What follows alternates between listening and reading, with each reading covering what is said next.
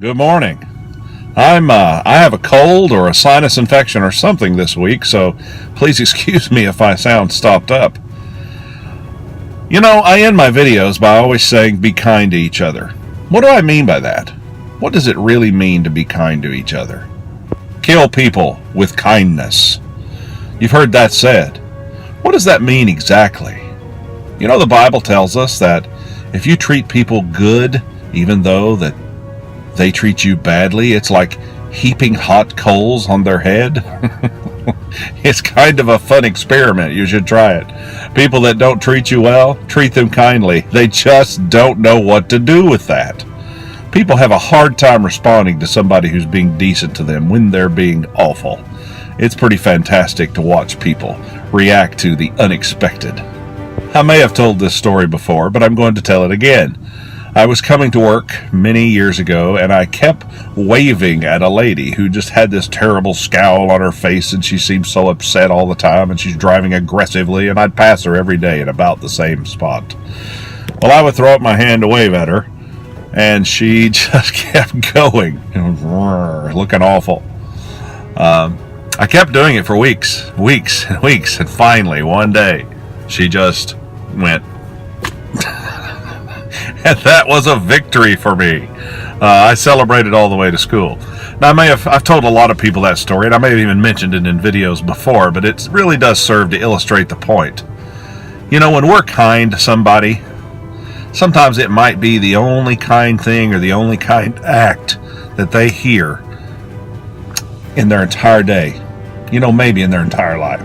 I know as a school teacher, and especially when you've got like a head cold or something going on and you have a headache, and it's toward the end of school, it's hard to be kind. You're inclined to be a little bit grouchy and a little bit short-tempered. So I'm working really hard this week to not be that way with my students, because they're anxious to get out of school, and so am I.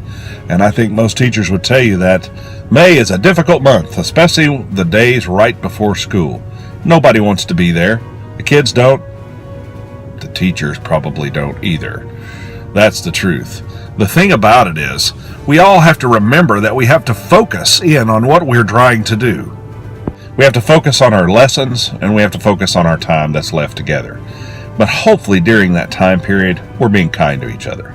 I tell the kids, end of school is when you get in trouble the most, when your tempers are short, your fuses are short, and you might get in a scuffle with one another. To be aware of that, and instead of being kind of jerks to each other, be kind to each other. We try to do programs like Kindness Counts, and we try to do programs that encourage the kid to do things nice for each other. That's just the best way to be a human being. You know, honestly, and I hope everyone is a Christian, but even if you're not a Christian, kindness is universally good for any faith to have. Even people that do not have a faith, kindness is a fantastic virtue. And I think a lot of times we're forgetting that because we're so impatient in today's world. Well, be kind to those out there you run into today. Go out of your way to do something nice for somebody. And be kind to them. Give them a kind word. You never know what a difference you'll make. As always, be kind to each other. See you next time.